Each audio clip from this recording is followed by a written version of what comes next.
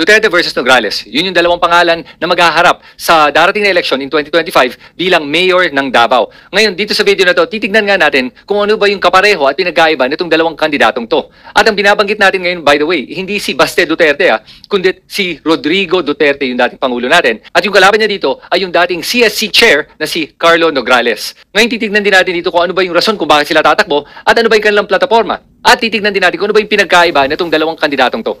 Pero bago ang lahat, alam mo ba that the population of Davao is approximately 1.8 million Davaoenos. At dun sa 1.8 million na yun, ang voting population niya is just under 1 million voters. At ang ibig sabihin nun ay kailangan makakuha ng at least 500,000 votes ang isang kandidato para manalo bilang mayor ng Davao. Ngayon tignan naman natin kung sino ba itong dalawang kandidato natin at himayin talaga natin yung mga impormasyon na alam natin sa kanilang dalawa. Sa totoo lang wala akong masyadong alam about Carlo Nograles until napakinggan ko yung interview niya with Karen Davila. At dito sa interview na to, sa totoo lang, medyo napabilib ako sa kanya. At tinignan ko kung sino ba itong Carlo Nograles na to at kinumpara ko siya kay Rodrigo Duterte. Kaya ngayon, tignan natin kung sino ba itong dalawang kandidatong to. Para kay Rodrigo Duterte, alam naman natin lahat kung sino siya. He won by over 16 million votes to become President of the Philippines. At yung brand niya as President of the Philippines ay alam din natin lahat. Alam naman natin na pumapatay tao siya, inaamin naman niya yun. Kahit naman lahat ng mga sumusuporta kay Duterte, inaamin yun na pumapatay tao siya. Nakakapagtaka nga ang isang tao na pumapatay tao pero hindi nakukulong sa pagpatay nila sa tao. Anyway, alam din natin that Duterte's brand is yung EJ case, extrajudicial killings. Wala nang judge jury dito. Basta si Duterte, pag sinabi niya masama ka, patay ka na. Yun lang yun. Whether it's true or not, hindi natin alam. Pero ginagawa niya yun. Ang susunod na legacy ni Duterte ay yung mga pogos. Dahil sa kanya, kumalat at lumawak at dumami yung mga pogos at yung mga krimen na kasama ng mga pogos. Hindi lang yun. Alam naman ng lahat na si Duterte ay malapit sa Communist Party of China. At malapit siya sa maraming mga mainland Chinese. As a matter of fact, yung dating economic advisor niya, si Michael Yang, ay isang dayuhan, hindi Pilipino. At dahil doon, yung posisyon ni Duterte sa West Philippine Sea ay halos kinampihan na niya ang China over the Philippines sa laban ng West Philippine Sea. At idagdag mo pa sa legacy ni Duterte, yung Farmally scandal na nangyari nung panahon ng pandemya. Na habang lahat tayo nakakulong sa ating bahay, walang trabaho, walang pera, anong ginawa niya dito? Umutang siya ng kay laki-laki para daw sa pandemya. Pero ang nangyari ay binigay lang niya yung pera ngayon sa kanyang mga kaibigan.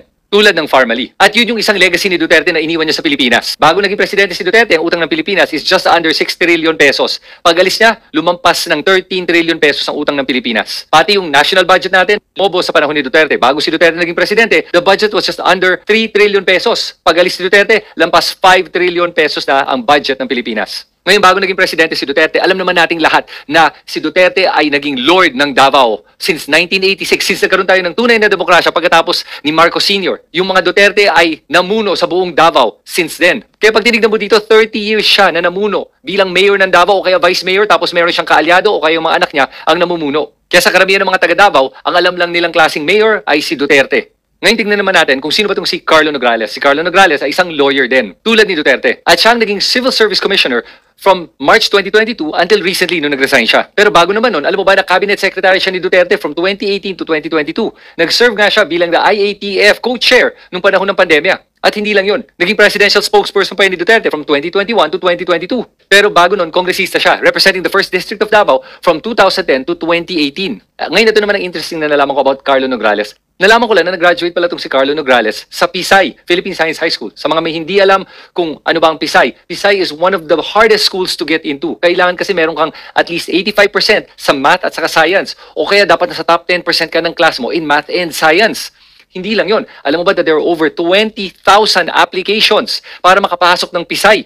At they only accept 240 students a year. Nakapasok siya as one of the 240 sa batch niya. At ang ibig sabihin nun is ganun katalino itong si Carlo Nograles. At hindi lang yun, nag-graduate din siya ng Ateneo with a degree in Management Engineering. Alam mo ba, basta narinig ko, engineer, magaling yan. Bakit? Kasi ang mga engineers, they're called problem solvers. Magaling sila tumingin ng isang problema at kaya nilang gumawa ng solusyon sa lahat ng mga problemang hinaharap nila. At nung nakita ko lahat to, na-impress talaga ako dito kay Carlo Nograles. Okay, ngayon nakilala na natin yung dalawang kandidato para sa mayor ng Davao, tignan naman natin kung ano ba yung rason kung bakit sila tumatakbo. At recently nagpa-press con itong si dating Pangulong Rodrigo Duterte at dito binanggit niya kung bakit siya tatakbo bilang mayor ng Davao. At ito ang sinabi niya. What am I supposed to do? Yan ako sa bahay, pagising ko, nakatingin yung asawa ko. Pag uwi niya, sopa ako, nagbabasa ng newspaper, tinitignan niya ako. Pag uwi niya sa gabi, nandiyan sa TV ako, nakatingin. Masama ang tingin niya sa akin. Ano ang dapat gawin ko?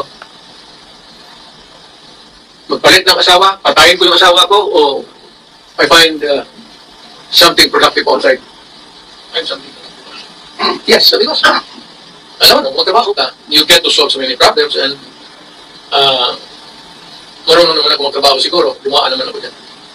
O kitang-kita mo naman dito, o kaya kung di mo naintindihan ang sinasabi niya, ang sinasabi niya kaya siya tatakbo bilang mayor ay dahil ayaw lang niyang nakaupo sa bahay na walang ginagawa. Ngayon tignan naman natin kung bakit gusto tumakbo ni Carlo Nograles bilang mayor ng Davao. At ito naman yung sagot niya. So naging mahirap for me really to make this decision. But ang dami kasing humihila talaga sa akin pauwi to Davao City. And it's really about giving the people of Davao a choice. Because ang dami ng election na dumaan na wala pong choice sa Davao. And so my decision to come home to Davao is really about giving Davao a chance for change. My term sa civil service is 2029. I would have ended in February of 2029. And along with that is a lifetime pension. But why now? Because Davao needs to have a choice now because now is the election. Now is karon ang pinili ay.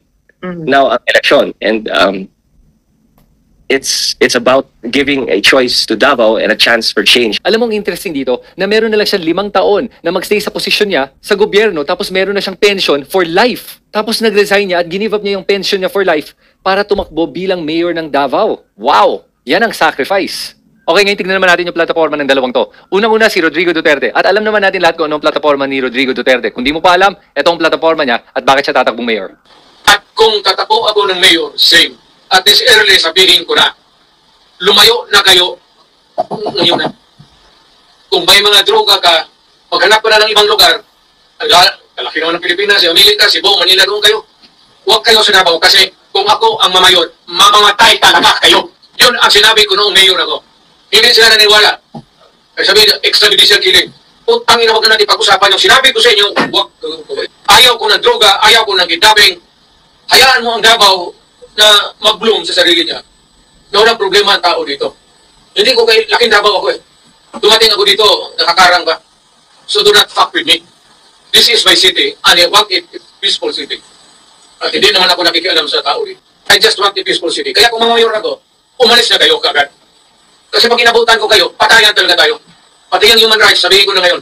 Kaya dapat yung human rights, i-contact na nila kung sino itong ulol na to. Kasi mamamatay talaga yan. Ayaw ko masira ang mga anak natin. Ayaw ko masira yung syudad ko. Ayaw ko putang inang droga.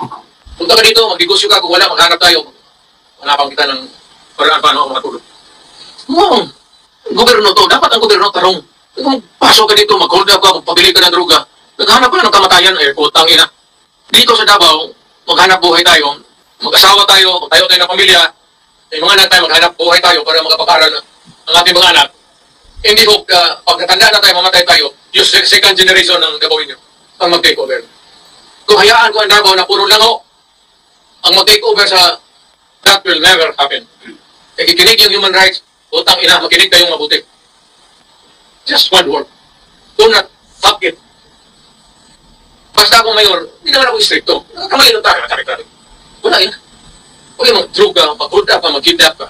So, do not expect na pag mag-encuentro tayo, bubukayin kita. Nag-warning na ako. Kayong mga hold upper, tapos i-rape ninyo yung mga biktima ninyo, tapatayin ninyo, kukunin ninyo yung pera. Do not expect na kung ako ang mamayor, mag-encuentro tayo, bubukayin ko kayo. Talagang papatayin ko kayo. Dapat makinig ang human rights dyan. Kaya dapat yung human rights, magkampanya. Magkampanya sila tulog. Huwag kayong bumoto kay Duterte. Yes, he's still sticking to the same script na nagkapanalo sa kanya bilang mayor at nagkapanalo sa kanya para maging presidente. Well, sabagay, it's a winning formula. So why change something that's not broken, I guess, di ba? Pero what's interesting is this. Sa 30 years na naging mayor ang mga Duterte sa Davao, ang sinasabi ba ni Duterte ay hindi niya nasolusyonan ang problema ng droga sa Davao? Hanggang ngayon, 30 years later, may droga pa rin? Ngayon, ano naman yung plataforma ni Carlo Nograles? Ngayon, dito na intriga ako, no? Kasi maraming nuance, o kaya maraming mga binanggit si Carlo Nograles na problema na hinaharap ng mga Davaoenos ngayon na hindi na-address over the last 30 years. At ito ang mga sinabi niya. And there's so many things that can be improved in Davao City na hindi rin pwedeng makapaghintay. Like, for instance, the flooding in Davao. Noon, sa Davao, you know, anong mga kalsadang iiwasan mo eh. Dahil pag umuhos ang ulan, alam mo, iwasan mo tong kalsada na to, iwasan mo tong kalsada to dahil mabaha dyan. But now, pag ulan, wherever you go, bahay. And there's an answer to there's a solution. The JICA master plan gives us the solution. The problem is, under the JICA master plan, you need 20 billion pesos for the short term. and another 60 billion pesos in the long term to fix the flooding problem. And over and above that, Davao City has to shell out 8 billion pesos in the short term to fix mga drainage and improve our drainage system, and another 8 billion pesos in the long term. Because apart from the flooding, there's also a classroom shortage in Davao City. But we have the Special Education Fund, and that's yearly, and that's something that can be used and maximized. But I don't understand why the Special Education Fund is not being maximized to build more classrooms and to provide for the needs ng mga school children here in Davao City. So that's also another problem that I think can be fixed. It's a fixable problem. There's a solution to that. But I see some of the improvements that we can do in Davao City. For instance, yung mga business permits namin sa Davao City, building permits, and all of the permits that go through City Hall, pwede naman natin pabilisin yan, di ba?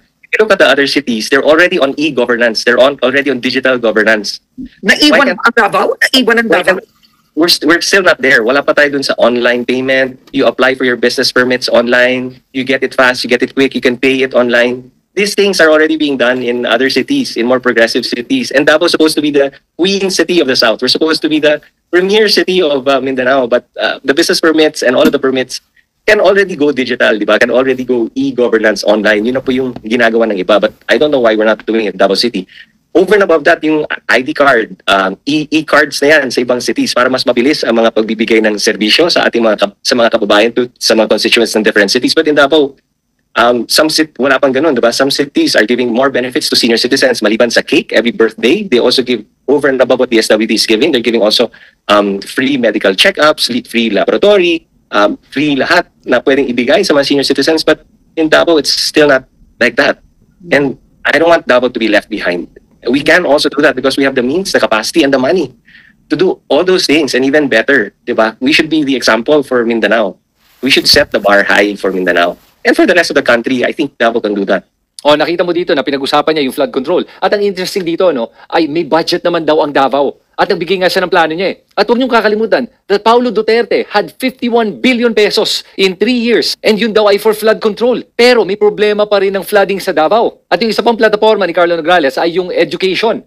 Sinasabi din nga niya na may pera naman daw ang Davao for education at nagtataka siya, bakit kulang pa rin yung mga classroom sa Davao? Binanggit din niya na kailangan na i-modernize ang Davao, na nahuhuli na pala ang Davao when it comes to modernization, at he wants to bring Davao to the digital age. At pabibilisin daw niya yung paggagawa ng negosyo sa Davao dahil marami daw mga red tape ngayon na kailangan ng tanggalin. At hindi lang yun, binanggit din niya yung pag-aalaga ng kalusugan ng mga Davaoenos sa paraan ng pagbibigay ng mga free health checkups. At ang interesting kay Carlo Nograles ay alam niya yung problema at nagbibigay siya ng solusyon. Ngayon, ano pa ang pinagkaiba nitong dalawang kandidatong to? Unang-una si Duterte, nagtatrabaho sa gabi. Hindi siya maaga magising, ang trabaho niya at mga meetings niya kadalasan ay gabi na. Kumpara naman kay Carlo Nograles na maaga nagigising at nagtatrabaho buong araw. Pero sa pangako nga ni Carlo Nograles, sa dami ng kailangan gawin, siguraduhin aabutin ng gabi yung trabaho niya. At ang isa pang malaking pinagkaiba ng dalawang to ay si Rodrigo Duterte is already 79 years old. Si Carlo Nograles is 48 years old. At pag makikita mo sa kilos silang dalawa at sa binanggit din ni Duterte, alam naman natin lahat na may cancer si Duterte at may sakit siya.